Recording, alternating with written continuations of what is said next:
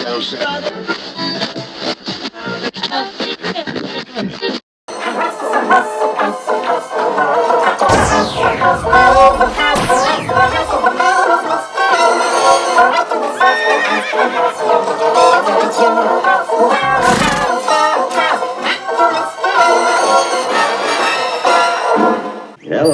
I'm Mr. Ed. Hello? Who is it? You Wilbur Post? That's right. I'd just like a punch in the face.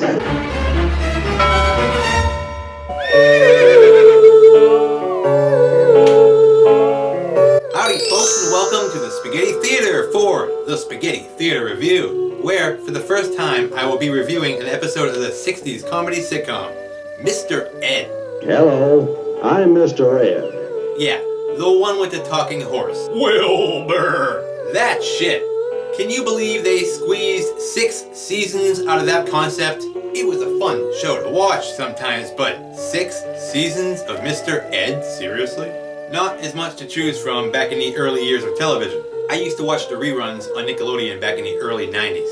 And being named Ed myself, I've often been called Mr. Ed. And sometimes the people never even knew there was a show called Mr. Ed. Anyway, in those 6 years, Mr. Ed and his owner, Wilbur Post, played by Alan Young, the only one who knew he ever talked, by the way, because he's the only one that he would ever talk to. They had many adventures together, and Mr. Ed was able to meet a lot of famous people from the time. Yeah, like George Burns. That's right, like George Burns. Thanks, Crispin. This is Crispin number 4, by the way, also known as Popcorn Crispin, due to his dangerous addiction to popcorn. Yummy. He's also the most intelligent and well-read of the group, if that's possible. The square root of an isosceles triangle is, You got that, Crispin? Roots aren't square, they're straight and all over the place. But anyway, like I was saying, Mr. Ed met a lot of famous people like George Burns. And Scrooge McDuck from DuckTales. He met Scrooge McDuck from DuckTales? What? No, but the actor Alan Young, who plays Wilbur Post, Mr. Ed's owner, did the voice of Scrooge McDuck. Ah, yes, Crispin. That's right. He did. Fun fact, folks. You all done now? So yeah, again, before I'm interrupted, Mr. Ed met a lot of famous people. And one of them even moved into his neighborhood in the season 2 finale. And that person was none other than the legendary Clint Eastwood. Time to put on the hat. My Clint Eastwood hat. My favorite hat ever. Makes me talk like a southerner for some reason. I'm from the South now. Deal with it. It's an annoying accent, isn't it? I'm kidding. That's right, Clint Eastwood, playing himself, while still on studio contract doing the Western TV series RAWHIDE. So this was right before he went to Italy and did a fistful of dollars. A movie that would make him a Hollywood superstar. So yeah, the studio probably forced him into it. Unless of course Clint was just a huge Mr. Ed fan, but he doesn't seem like the type. But I also don't know the man. Maybe he owns every episode on glorious DVD. So this is it. This is the time that a young, strapping Clint Eastwood met everybody's favorite talking horse, Mr. Ed. Unless you count that time he met Francis the Mule back in '55. It's Clint Eastwood meets Mr. Ed. I know, not a very creative title, but it gets the point across. Tune in, folks, it's gonna happen tonight. And again, Mr. Ed starts off with a very simple but effective opening theme song. And no one can talk to a horse, of course, that is, of course, unless the horse is the famous Mr. Ed. Yep, folks, this show is all about a talking horse, and it lasted 6 seasons. Wanted to remind you of that again. And Mr. Ed can be kind of a selfish dick of a horse sometimes. Yeah! Of course. So Wilbur Post, aka the voice of Scrooge McDuck, bing, bing. Carol will be furious with me for missing this town hall meeting tonight. The only human Mr. Ed will commune with, well, his wife Carol is extremely pissed at him right now for missing the local town meeting. Yeah, well, it's a big deal to her and she's not speaking to her husband because of it. So Wilbur Post will be spending the night in the barn with Mr. Ed. I'm going to put Ed away right now, and if you want me to sleep in the barn, that's okay with me. Okay. And why did he miss this all-important town meeting? Why? Because of Mr. Ed's bullshit, of course. Wilbur was out chasing him down, since he was trying to start shit with a local horse named Midnight. Well, there's a new horse in the neighborhood called Midnight. Well, he's been stealing my fillies, and I went over to kick him around a little. Who's been stealing his fillies away from him? Because Mr. Ed is a real ladies' horse, I guess. But not anymore now that Midnight's in town, and he's a far sexier horse than Mr. Ed. I guess. They go for these tall, dark, handsome horses. And that's when we get to find out who the owner of that horse is. He's tall, blonde, smokes a cigar, and is a pig. He belongs to Clint Eastwood. Clint Eastwood! Wow! The guy from the hit Western TV series Rawhide? That's all Clint was known for at this point, folks. Dirty Harry was like a decade away. Only Mr. Ed doesn't care that this is Clint Stud Muffin Eastwood. I thought I saw Clint Eastwood. That would make my day. He is such a stud muffin. And wants Wilbur to run that High Plains drifter right out of town. Snap. So he can get back to fucking My Little Pony. Ha! That's when we find out that Mr. Ed has managed, from his horse stable, to get his personal phone set up on a party line. You're also a snooper who loves to listen in on conversations. So he can listen in to Clint Eastwood's phone calls and fuck with him. Yeah, that too. Oh, Mr. Ed, you little scamp you. That's Rowdy Yates you're messing with. Only Mr. Ed don't care. He's not impressed. But that TV star who rides bareback. So enter Wilbur Post neighbor and show regular, Roger Addison, or as Mr. Ed prefers to call him, Sourpuss Addison. Old Sourpuss Addison. Oh, which I prefer myself to. So, old Sourpuss Addison informs Wilbur that both their wives volunteered them for a bunch of shit at that town meeting that he missed. I went out for a glass of water, and when I returned, my dear wife had already put the knife in my back. Because of Mr. Ed's stupid ass. A bunch of shit that involves them putting on a play for the whole town. Your name is the writer. A play that now Wilbur has to write, even though he's not a writer. I'm not a writer. Who gives a shit what Wilbur Post does for a living? I don't know, he's an architect, designs buildings. What did Mike Brady do? Some shit like that. I don't remember. I don't care right now. But I'm an architect. So they hate their wives, and they hate them back. The charter members of Murder Incorporated, our wives. Ah, marriage. Doesn't it sound wonderful, children? So now Wilbur is pissed and blames all this shit on Mr. Ed. So Mr. Ed Crank calls Clint Eastwood and fucks with him. So here we are, folks, it's no joke. Clint Eastwood is on Mr. Ed. And now he's practicing his lines with his housekeeper for the upcoming episode of Rawhide. His housekeeper, this lady, character actress Kathleen Freeman. Morning, Mr. Eastwood. Who? You mean Fred Remo Williams Ward's mom from The Naked Gun 33 1/3? Sure, Crispin, that too. Fun fact from Crispin number 4, folks. Popcorn. Now go back to eating your popcorn. Remo Williams also escaped from Alcatraz with Clint Eastwood. Fun fact. Can I finish? I'll allow it. Shoot. So, Remo Williams' mom helps Clint Eastwood practice his lines in a scene that I'm sure hasn't aged well for modern audiences. But my people need me too. I need you like earth needs rain. But, oh friggin' well. I'm sorry to the whole Cherokee Nation. We've come a long way, folks. Have we, Crispin?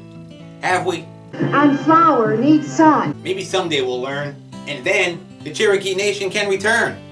Can return. Can return. Stamp. That's when Clint gets a phone call from a big Hollywood producer. This guy, Random Warner. I have a big feature coming up soon, and I thought you might be interested in the starring role. Asking him if he wants to do a movie on his off time from Rawhide. Which, yeah, of course he does. Well, I could sure try a medicine, sir. A big Hollywood movie could really help his career. Only wait, Hollywood producer guy, Random Warner. But you couldn't afford me, you cheap old windbag.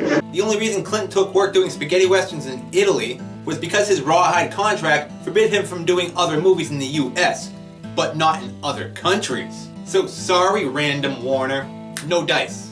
Which is fine because Mr. Ed ruins it for him first anyway. But if you ever show your ugly puss on the set, I'll quit. So now Clint's furious when his girlfriend calls and... Hot shit, it's Ellie Mae! That's right, folks, Clint Eastwood is dating Donna Douglas, Ellie Mae from the Beverly Hillbillies. Only you'll never see her again because Mr. Ed destroys their relationship too. Listen, little girl, if you're smart, you cut this con artist off right now. He's been promising to marry my daughter for over a year. Thanks, Mr. Ed. You just pissed off the honky-tonk man. She needed surgery for being so dang ugly anyway. Not pig-faced enough. Since she was also in the Twilight Zone episode Eye the Beholder, or A Private World of Darkness, since the episode was known by 2 different titles. Thanks, Crispin number 4, again, for the fun facts. So now furious Clint calls the phone company so he can track down his Joker. So cut to Wilbur, whose spoiled wife is still pissed at him, and now he has to come up with a play. When Clint Eastwood shows up at the front door, well, hot shit, Wilbur posts, there's a story for the fam. Josie Wales showed up on my doorstep looking for me. Only he's furious and wants to punch Scrooge McDuck right in the face for hoarding all that gold and using a phone line to fuck up his life. Clint soon realizes that it wasn't Wilbur on the phone, since his voice sounds nothing like Mr. Ed. His voice was a little deeper than yours. You hear that, Commissioner Gordon and Chief O'Hara? Next time you see Bruce Wayne, listen carefully. Yeah, what would you say if I came over to your house and started to rough you up? Well, I'd say that was trick photography. So, old Sourpuss Addison comes in and recognizes Rowdy Yates when he sees him and gets an autograph. Then the wives enter and get to meet the stud muffin himself. Clint Eastwood? It's your lucky day, ladies. He is such a stud muffin. So Wilbur quickly realizes that it was Mr. Ed who crashed Clint Eastwood's party line and ruined a small portion of his otherwise very successful life. So he confronts Mr. Ed, who, of course, blames it all on old Sourpuss Addison. No, I vote for Sourpuss Addison. His mortal enemy, for some reason. So, as stressed as hell now, Wilbur tells Mr. Ed to just knock it off and gets back to writing a great American play. Act 1, Scene 1, Page 1. Stuck again. As Mr. Ed goes over to Clint Eastwood's house and scares the shit out of Remo Williams' mother. Causing her to drop the cake that took her all day to make on the floor. And she'll never have that recipe again. Oh no! So like Richard Harris, she's devastated. So Clint Eastwood is pissed once again. So he follows Mr. Ed back to his stable and confronts Wilbur Post in his old man sweater here. It does look comfortable, but you're only 32 here, Clint. What look are you going for? Sugar Ray and Sharknado 2? So Clint offers to train Mr. Ed to show him some discipline. I think he needs some discipline. Right here and now in the front lawn. Only Mr. Ed ain't having any of that shit and takes a nap. Get off me, you space cowboy. That's when Clint mentions that Midnight the horse, Mr. Ed's horse rival, is no longer being stabled at his house. And he now has a new hot little filly coming in. A real twinkle-eye pony. Pretty little filly, 2-year-old. So now Mr. Ed suddenly has no problem with the great Clint Eastwood. How about that? And goes right out to buy White Hunter, Black Heart on glorious DVD. Then, to show how awesome he is, Clint Eastwood offers to help Wilbur Post write his play, since he does actually have an idea that could work for him. An idea that Clint also suggests could help in patching up his tattered love life. So Clint Eastwood is also a marriage counselor, just like Beetlejuice. So cut to rehearsal night, where we get to see Clint dressed up as Dirty Harry Callahan. And Wilbur, well, the dopiest cowboy in the West. And yes, his wife still hates his ass. Fucking town meeting skipper outer. That's when we get to see old Sourpuss Addison, all dressed up as the play's villain. I reckon I don't have to tell you my name, Sheriff. Old Sourpuss Black Bart of the Old West. And it's here that Clint Eastwood uses the play to force Wilbur and his wife Carol's character to make up, which instantly heals their marriage, and now they have made up. I guess Scrooge McDuck is a good kisser. So Clint Eastwood's marriage counseling service is off to a good start. He does have the sweater for it. So cut to the epilogue, where, like all shows like this, their play was a huge hit, Oh, honey, the play went over great. Everybody loved it. We didn't get to see a second of it. And you were the hit of the evening. You were the hit of the evening. Oh, no, you were. No, I don't want to sleep on that couch again tonight. You were the hit of the evening. And everything is back to normal. Ah, the land of sitcoms, folks. I met Clint Eastwood's filly last night. Oh yeah, and Mr. Ed fucked Clint Eastwood's new horse. I was the hit of the evening. Good night, folks. The end. Roll credits. A horse is a horse, of course, and no one can talk to a horse, of course. This has been a Filmways presentation, darling. That was Clint Eastwood meets Mr. Ed. Which leads me into my final thoughts on his fun little ride. I do enjoy watching Mr. Ed, as strange of a concept that it was. 6 seasons. And seeing Clint Eastwood agree to appear on it as himself was, well, delightful. So thanks, Clint, who's still alive right now at the age of 94. I wonder if he remembers any of that shit. But if you are a Clint Eastwood fan or a Mr. Ed fan, I'm sure you would enjoy this one-time rarity, where Mr. Ed meets Clint Eastwood. And you get to see a younger version of Remo Williams' mother, Kathleen Freeman, and Ellie Mae right before she was Ellie Mae. Very true, Popcorn Crispin. Very true. And with that, I'll end my look at the Mr. Ed episode, Clint Eastwood meets Mr. Ed. Unless, of course, you have something to add, number 4. Remo Williams' The Adventure Begins is the greatest movie of all time. That all? Yep. Well, alright. Thanks again to all my subscribers and comment leavers. And if you've made it this far, feel free to like and subscribe if you haven't already. Even leave a comment. All that jazz. So adios for now, folks, and I'll see you at the theater. Take care, bitches. Let's go, Crispin. Number 4. You popcorn-loving weirdo. I'm gonna turn it down.